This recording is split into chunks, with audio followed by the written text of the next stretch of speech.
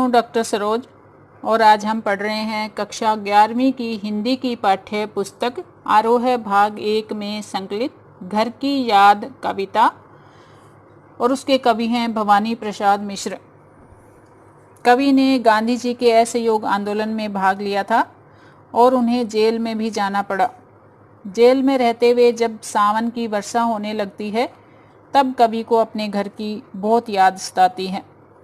वो अपनी माता को याद करते हैं, अपने पिताजी को याद करते हैं और कल्पना करते हैं कि माता पिताजी आपस में बात कर रहे होंगे, उन्हें याद करके रो रहे होंगे, माँ उनकी उन्हें धैर्य बंधा रही होगी। घर में उनके 4 भाई होंगे, 4 बहनें मायके आई होंगी, लेकिन 5वां मैं जेल में बैठा हूँ, मैं बहुत ही अभागा हूँ। इस तरह से वो कल्पना करते हैं, दुख से भर जाते हैं, अपने घर को याद करते हैं और फिर हरे सजीले सावन से, प्रकृति के सावन के महीने से बात करने लग जाते हैं और उन्हें संदेश, उनके माध्यम से अपने घर में संदेश भेजते हैं कि हे हरे सजीले सावन, तुम मेरे घर जाओ और ये संदेश मेरे घर भेजो। वो कह रहे हैं कि तुम कहना और कहना, मस्त हूँ मैं, कातने में व्यस्त हूँ मैं, वजन 70 सेर मेरा और भोजन ढेर मेरा। कि तुम मेरी राजी खुशी के समाचार मेरे माता पिता को देना ताकि वो बरसे नहीं, रोए नहीं मेरे लिए, मुझे न तरसे, मुझे याद ना करें। कि तुम घर पे जाके कहना कि मैं बिल्कुल मस्त हूँ, कातने में व्यस्त हूँ।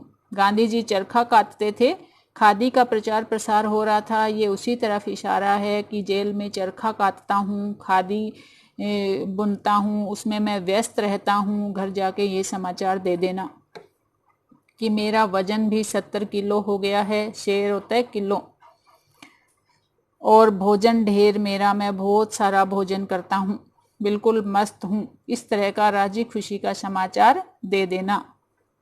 और कहना, कूदता हूँ खेलता हूँ, दुख डटकर ठेलता हूँ। और कहना, मस्त हूँ मैं, यो न कहना अस्त हूँ मैं। कवि कह रहे हैं कि तुम मेरे घर जाकर बताना कि मैं खूब कूदता खेलता हूँ, जो भी दुख आता है डटकर उसका सामना करता हूँ। और ये भी कहना बिल्कुल मस्त हूँ, और ये मत कह देना कि मैं अस्त हो गया हूँ, मतलब सच्चाई मत बता देना। अस्त होना मतलब बुझ जाना, निराश हो जाना, डूब जाना, मैं बिल्कुल ही अस्त हो गया हूँ, ऐसी बात घर में मत कह देना। हाय रे ऐसा न कहना, है कि जो वैसा न कहना। कवि कह रहा है, हे सावन के महीने मेरे घर जाकर ये संदेश दो और इस तरह की सच्चाई बात मत कह देना, सच्ची बात की जो कुछ जैसा है वैसा यथार्थ मत कह देना। तुम ये मत कह देना जागता हूँ, आदमी से भागता हूँ, कि जेल में मुझे कष्ट है, मैं सारी रात जागता रहता हूँ, मुझे नींद नहीं आती है, आदमी से भागता रहता हूँ, मुझे कोई सुहाता नहीं है, कोई अच्छा नहीं लगता है, सबसे दूर रहता हूँ। ये सच्चाई मत बता देना। कहने देना मौन हूँ मैं, खुद न समझूं कौन हूँ मैं।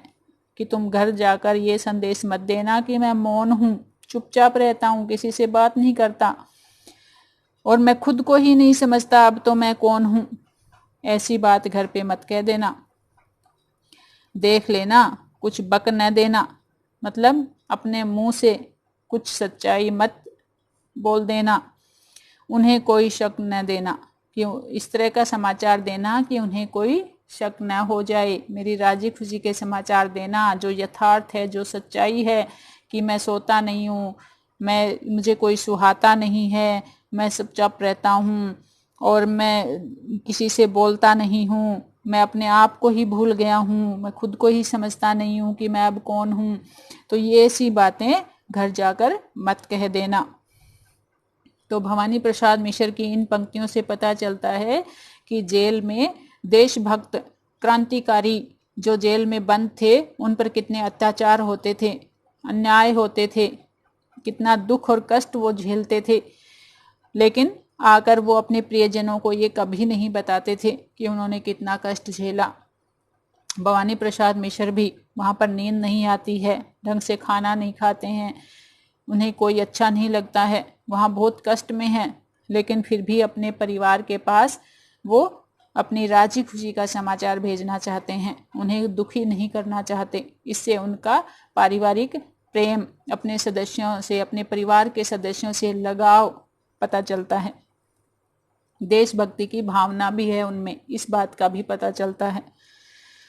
आगे देखो, हे सजीले हरे सावन, हे की मेरे पुण्य पावन, तुम बरस लो वे ना बरसे, पांचवें को वे ना तरसे। वो सावन के महीने से बात करते हैं कि हे सजे वे हरे सावन, हे मेरे पवित्र और पुण्य महीने, तुम चाहे कितना ही बरस लो लेकिन वे ना बरसें। वे ना बरसें का मतलब मेरे माता पिता, वो ना बरसें, वो ना रोएं, पांचवें को वो ना तरसें, मुझे याद ना करें और ज़्यादा दुखी ना हो, ऐसा वो समाचार अपने घर देना चाहता है। तो यहाँ मानवीकरण अलंकार है, अनुप्रास अलंकार है, सहज सरल साधारण खड़ी बोली हिंदी भाषा का प्रयोग हुआ है।